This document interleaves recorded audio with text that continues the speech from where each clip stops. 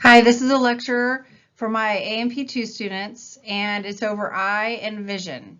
So it's going to be broken down into two major parts. First, we're going to talk about the eye and the accessories and give you a little background there, and then we will talk about the physiology of vision. Okay, to start us off, we're going to be talking about accessory eye structures. So the first one, lids and lashes. What's the major function of those? And that's mainly for protection of the eyeball itself. Number two is the lacrimal gland and the lacrimal canal. So if you look at the picture right above me, this shows where the lacrimal gland is. And so each eyeball has their own lacrimal gland. The lacrimal gland produces the lacrimal fluid, which we commonly call tears. And the tears will wash over the anterior portion of the eyeball itself, and that helps to get rid of any kind of debris and also helps keep it moisturized. In the tears, in that lacrimal fluid, we find a substance known as lysozyme, L-Y-S-O-Z-Y-M-E, lysozyme. And that particular compound is a little bit bacteriostatic. So it helps to prevent the growth of bacteria. Now, the tears will wash over the anterior aspect of the eye itself and then drain into the lacrimal duct. Okay, so here's our lacrimal ducts, and it washes over, and then it enters into number three, which is the nasal lacrimal duct. And the nasal lacrimal duct will take the tears from the eye into basically the upper portion of the nose. So if you've ever been crying and upset, your lacrimal glands are stimulated to produce even more tears, and what happens is there's so much of it, it kind of gets backed up through the nasolacrimal duct, too much to go through, and it comes out the lower lids. Okay, spills out from the lower lids onto the cheeks. Now, if you ever wondered why you had to blow your nose when you're crying, that's because it's doing its job and draining those tears and down into your nose, and the excess lacrimal fluid is making you want to blow your nose. So the other accessory structure is called the conjunctiva. The conjunctiva is a membrane that lies on the anterior aspect of the eyeball itself. And if you look at this other picture here, you'll be able to see that conjunctiva. Now, the conjunctiva is a membrane, and it is vascularized. So we do find tiny blood vessels, capillaries, in the conjunctiva. And it's mainly there to protect the eyeball. Now, something else that you can see on this picture is that the muscles. So each eyeball has 6 muscles. These are fine-tuned muscles that help to move the eyeball all around. Those muscles are attached to the eyeball itself, and we'll probably talk a little bit more about that when we talk about the sclera. Okay, so that is all of the accessory eye structures, and so we're going to move on to the next slide. All right, so a little bit of eye anatomy, eyeball anatomy. I don't usually do a whole lot of anatomy in a lecture, just mainly a lot of physiology and function. But just so that we're kind of clear in what we're talking about, first of all, when we look at segments, so there are 2 major segments of the eyeball itself, and you'll notice by this picture here, you can see where it's broken down. So we have an anterior segment and a posterior segment. Now, there are also chambers. There are 2 chambers to the anterior segment. So if we're looking here at the anterior segment, if I were to draw a line with my cursor right down here, there would be an anterior chamber and a posterior chamber of the anterior segment. Now, why am I even telling you this? Is because we find different types of fluids here in the eyeball. And an older term for fluid in the body is called humors. You may or may not have heard that before. Humors are the humors in the body. But it is a very old term when we're talking about anatomy. We have since changed the names on lots of different humors in the body. However, in the eye, we have still kept with that particular term, and there are two types of humors or fluid found in the eye. And so one particular type of humor is called aqueous humor. So aqua meaning water, aqueous, so water-like fluid that's in the eye. And we find that right here in the anterior chamber of the anterior segment. So if you do get to do the eyeball dissection in lab, and you slice into that eyeball, if you cut around the cornea, you'll notice that there's going to be a liquid that comes out, and that's going to be the aqueous humor. Now, the other type of humor is found in the posterior segment back here. All right, and it is called the vitreous humor. Vitreous humor is a thicker type of fluid. It's almost like a gel. Well, it is kind of like a gel. And it's basically used as a placeholder, kind of keeping all of the other structures around the edges of the eyeball. So this gel, think of it kind of like a big jelly on the inside that keeps all of the other structures around it. Okay, so it is a placeholder there, and that's called the vitreous humor. So now we have that type of anatomy out of the way. Now we're going to start talking about the layers of that eyeball. All right, so now we're going to start talking about the layers of the eyeball itself. And we don't call it layers, we call it tunics. So there are 3 tunics. And how we're going to talk about it is we're going to start from the outside and work our way inside. So the outermost tunic is the fibrous tunic. And there are certain structures that make up the fibrous tunic. The first one we're going to talk about is the cornea. So the cornea is a clear structure, and it's found on the anterior portion of our eye. And if you can follow my cursor, right there is the cornea. Now, some other characteristics of the cornea one characteristic of the cornea is that it is a privileged site. So I'm not sure if you've ever heard of that term before, privileged site, but there are a few different privileged sites in the body. And what is meant by that is that there aren't any immune cells found there that we know of now, so far. Now, how do we work that to our advantage? Is that in those particular areas, we're able to transplant tissues fairly well without the fear of transplant rejection, because it is the immune cells that ultimately reject that introduced tissue, right? Because they're interpreting it, well, they recognize it as being foreign.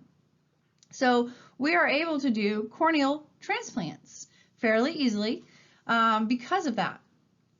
Now, another characteristic of the cornea is that it is avascular. So do you remember what avascular means?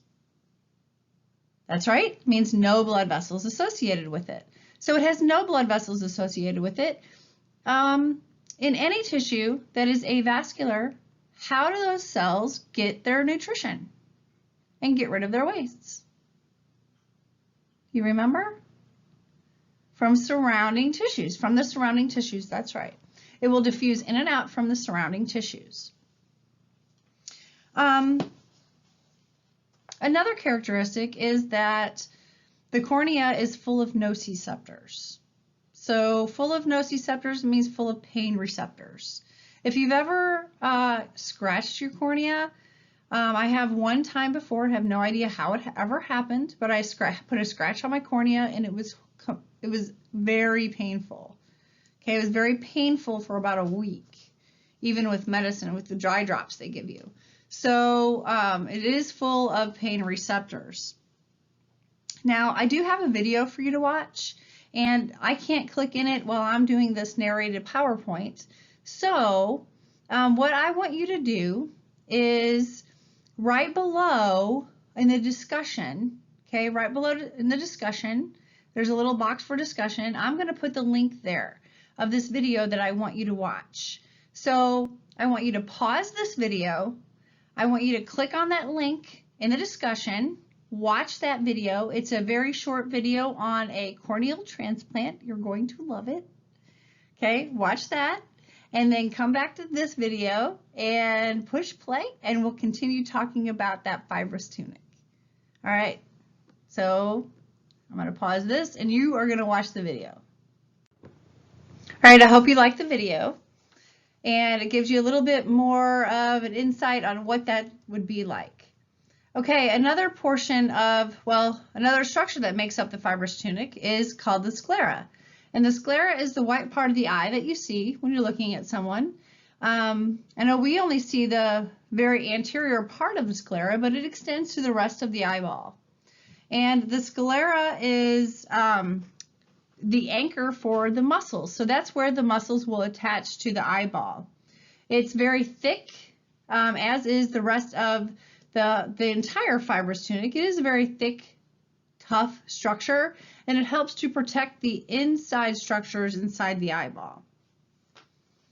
All right, so we're kind of moving our way from the out to the in, from out to in, and we're going to go to the second layer, second tunic, and that's called the vascular tunic.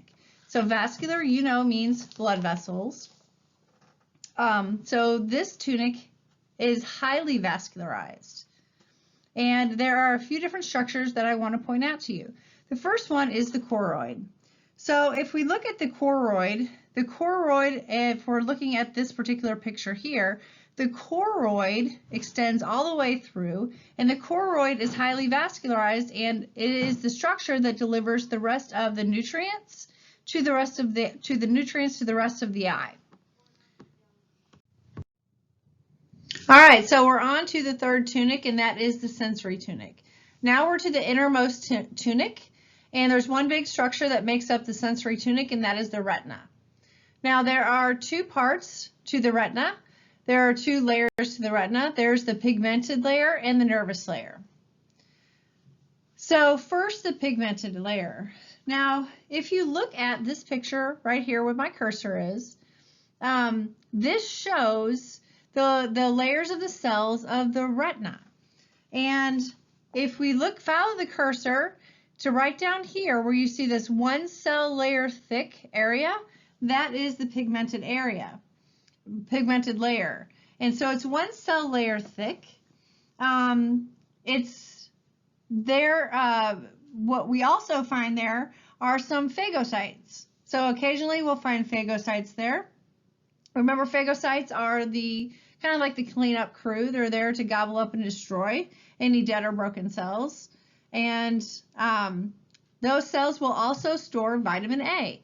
So vitamin A storage or retinol. Now, this particular pigmented layer, the photoreceptors, so the sensory receptors for vision, will butt up to this layer. So all of these, you see the cursor, all of these are the photoreceptors, and this is the pigmented layer. Now, the other layer, which is made up of a lot of different types of cells, is called the nervous layer. So you think nervous, you think neural cells. So we find the neurons there and the photoreceptors. So the eye has two types of photoreceptors. There are rods and cones. So first, rods. Now rods, what they do is they will be activated in dim light. So that is what activates them, dim light. When they are activated, we see black and white, we see shades of gray, basically. Now, when we look at the retina itself, the rods make up the periphery of the retina. And if we were to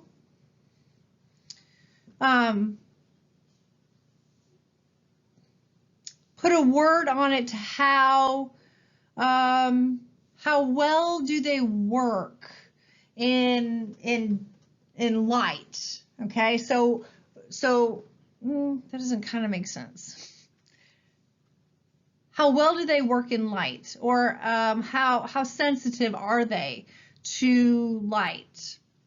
For rods, they are very sensitive to light because it only takes a little bit of light in order to activate those rods. So we say that they are very sensitive to light because you only need a tiny bit of light in order to activate them, as opposed to the cones. And so cones are a little bit different. Cones are going to be activated in bright light. So you have to have a lot of light in order to activate your cones. And when you do have that bright light, a lot of bright light to activate those cones, it results in you seeing color. So cones give us color. So cones are less sensitive to light. And we say that because we need a lot of light in order to activate those cones. So we will talk more about rods and cones and their function in a little bit. Now, if we're looking at the retina as a whole, I said that the rods made up the periphery, but there is one particular place in which we find a big cluster of cones. So these pictures that you're seeing, you may have seen pictures like this before. This is a front-on shot where we see the retina in the back of the eye. We see part of the periphery and we see the back of the eye. If we're looking at this section here, the pictures are basically showing you here and here and front and back. So if I drew a line from here all the way to the very back of the eye, okay, we'd be back here. Okay, so this is the very back of the eye if we're drawing a line from here to here. Okay, we're back over here. It's this particular area that we're going to find the most concentrated area of cones. And so we call that the fovea centralis. I don't know if you can see, it's labeled here, but right in the middle, kind of like on this picture, the darkest portion is called the fovea centralis. It's all cones and nothing else. And then as we work our way out from that, okay, this whole area is referred to as the macula. So we see a little bit less and less cones. And then as we move from the macula to the rest of the retina, we're going to have less and less cones and more rods. So what else I can tell you is that our cones give us our best vision. Okay, so if we want the best vision, what our eyes need to do is that the light entering into the eyes needs to be directed right there to the back of the eye. Okay, right there is where all of those light rays need to converge, is right there on the fovea centralis, and we will have our best vision there. All right. Now, we do find rods and cones here in the nervous layer of the retina, but that's not the only thing that we find. We find bipolar cells, horizontal cells, and amacrine cells.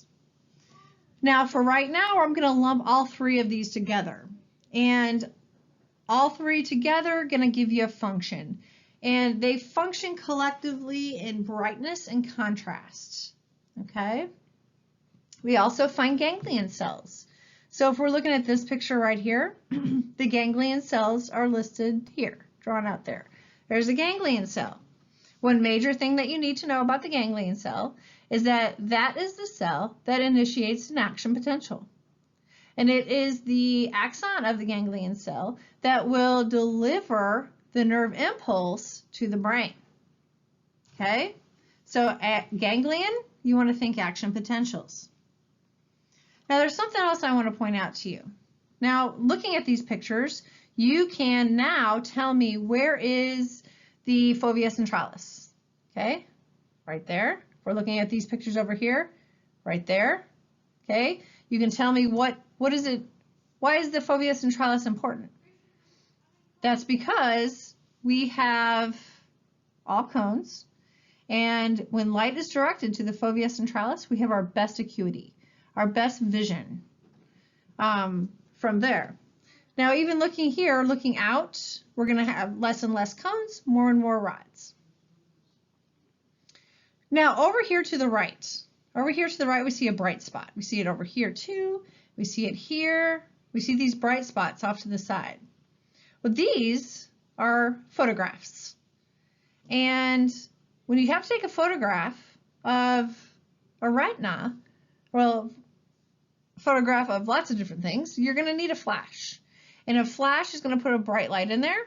And we see this bright light here as white because that's a certain area and it's reflecting back. That particular area here, do you know what that's called? For those of you who have had lab, do you know what that's called? That's called the optic disc. Okay, because it looks like a disc when we're viewing it as a picture of the retina. That's called the optic disc. But if we look at this section here, up here, we have to try to figure out what is that structure there. That is where the optic nerve enters the eyeball or exits the eyeball, right? That's where it comes in. In this particular area, we're not going to find rods and cones. All right, this is kind of the doorway where blood vessels are going to go in and out of, and the nerves. The axons of the ganglion cells exit out this nerve. And so there aren't any rods and cones there. That's why we don't see a reflection back. But we do see the blood vessels that erupt from out of it and then serve the rest of the eye in that choroid. Now, why am I telling you this? Is that we know that structure is there. We know that there aren't any rods or cones there. However, but if we're just looking at that anatomy and thinking about when the light comes in and what we actually see as for vision, there should be two circles about right here. Okay, so where am I? About right here. There should be two circles in our field of view, in our vision, but there really isn't. We call those blind spots. Now, if we're just following the physiology, okay, and the light hitting the retina, activating the photoreceptors, sending it to the brain, that interpretation, we should see them, but we actually don't. So what is the reason why? Why don't we see of our blind spot in our normal vision? What do you think? Well, there's something that happens in the visual cortex. And that something is that it fills it in for us. So our brain in that visual cortex fills in our blind spot with the surrounding area. Now we can pull out our blind spot. If you see the cards with the X on one side and a dot on the other, that's to help us kind of pull out that blind spot. But it's a little bit difficult to do, but we can do it.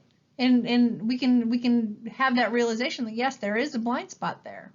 But that's pretty neat for our brain to do that to us. So we don't actually see blankness there. But the physiology tells us that it should be there. Now, something else I want to point out to you before we end this slide is right over here. This is a picture of a retina, and this retina has been torn. You'll see, sometimes due to infection or trauma, a retina can be torn. If it is a small tear, those tears can be fixed surgically. If it's a large tear, sometimes it destroys the whole retina and you will lose your vision completely.